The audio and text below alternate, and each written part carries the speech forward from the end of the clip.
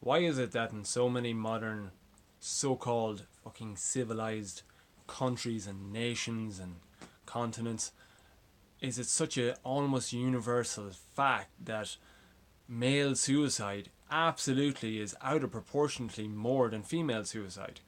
Now, the very need for any human to commit suicide, but why is it so particularly a male phenomenon that so many men are committing suicide and feeling this need to end their own lives? I think back to maybe about 10 years ago in my own life, and I had so much sort of suicidal ideation going on in my own head, which almost became acted out upon. I was I was so close and almost so much at the edge of that, at the edge of the cliff, that I, well, not literally cliff, but it was so shocking that I caught myself. And bit by bit, and many other dramatic things happened thereafter, but like I clawed myself back to get to where I am now. And it's been such an incredible um, humbling journey, and coming back and learning to come into my power and love myself, and yeah, just empower myself going forward. But just reflecting now about why is it that so many of us men end up considering it, reflecting on it, fantasizing about suicide, and so many end up actually acting out in that, or in failed attempts, whatever. And the biggest thing that I have come upon is the lack of brotherhood, the lack of true brotherhood. I'm not talking about brotherhood where you meet up with a bunch of guys at a football match, you meet up to have a few beers, and I'm not saying that there's that friendship, that there's not a depth of meaning to it, but obviously there's so many people around the world, so many men that end up their mate commits suicide, and they're like, oh my god, I off the last guy, I was never expecting he'd do it. We hear that so much. I've experienced that in my own network of friends and people I've heard. It's this shock and horror about how is it that he could have, because we end up putting out these facades of macho. We have our shit sorted out. We're the class clown. We're the clown. We're the joker. We're the happy-go-lucky guy. We're sort of grand, and that's what it means supposedly in modern culture to be a man, that to be invulnerable.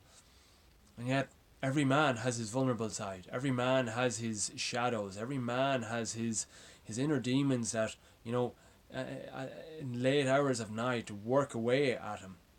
And we can try and distract ourselves for so long, but in the distracting from it, it's useless. You can run, but you can't hide. I remember I found that out the hard way, and every man does.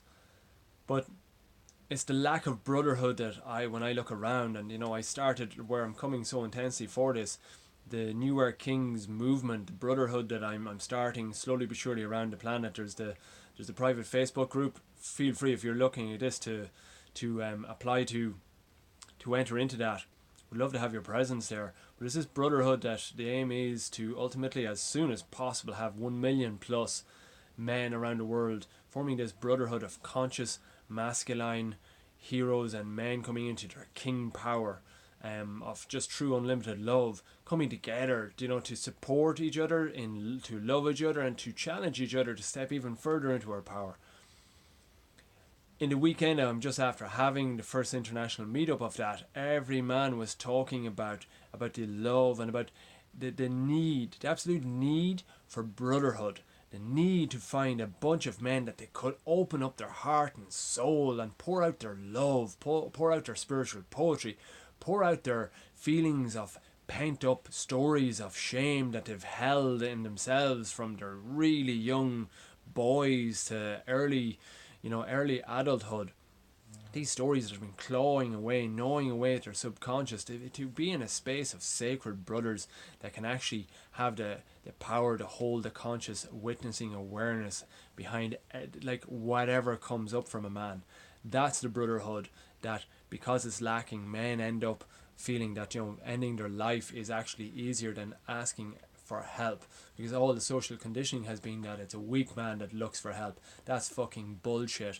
It's brotherhood that knows that at the core is of a brotherhood is the willingness of a man. A man can be trusted if he can ask you for help, because that man, like, you can know he has humility, he has his ego in check, he has your back, because if he can ask for help, he can allow you ask for help.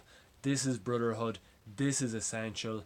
We can and we are going to see our collective capacity as men to bring dramatically in a time frame that we will look back in a decade and go, wow, how is it that we affected it so quickly? Because we rise up in consciousness, we connect in together unapologetically, and that brotherhood is going to span the globe, because men are waiting for this. Men are literally in some cases dying as a lack of a result of living without it. But there's so many men that are wanting so much this brotherhood of men that they can open up to and reinvigorate the ancient ways, the days gone past when, you know, the ancient tribes, ancient civilizations, when brotherhood was at the core of how men actually interacted with each other. It has been eroded in the last century or so, but here's to the reawakening, the unstoppable reawakening of true conscious sacred brotherhood between the masculine going forward, and just reawakening this sacred sense of how spiritually beautiful it is to be a man, and how such an amazing privilege it is to be, and the healing power that we have in the unfoldment of the awakening of the planet, and bringing masculine and feminine back together in a great harmony and unity going forward. Just a few thoughts on it. I believe brotherhood, true conscious brotherhood, is at the epicenter of the most important things we can do to create a society that leaves men knowing that suicide is, there's just no need for it. Just a few inspired insights. Guys, love you lots. Have a great day.